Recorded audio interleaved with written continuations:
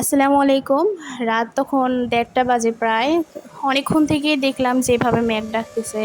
আমার কাছে ভালোই লাগলো ঠান্ডা, ঠান্ডা আবহাওয়া এই গরমের মধ্যে। তাই ভাবলাম যে ঘুমও ধরতেছে না, একটা ভিডিও করি।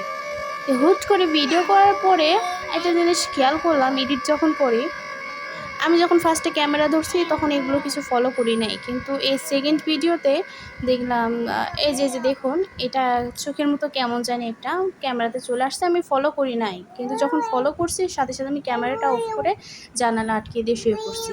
আসলে এটা কি সেটা আমি নিজেও জানি না। আল্লাহ মাফ করুক, এটা বাজে কিছু যাতে না হয়।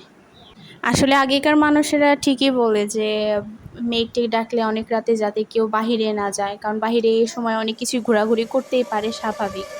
ফার্স্টে ভয় পেয়েছিলাম কিন্তু পরে আর ভয় লাগতেছে না। আল্লাহ ভরসা।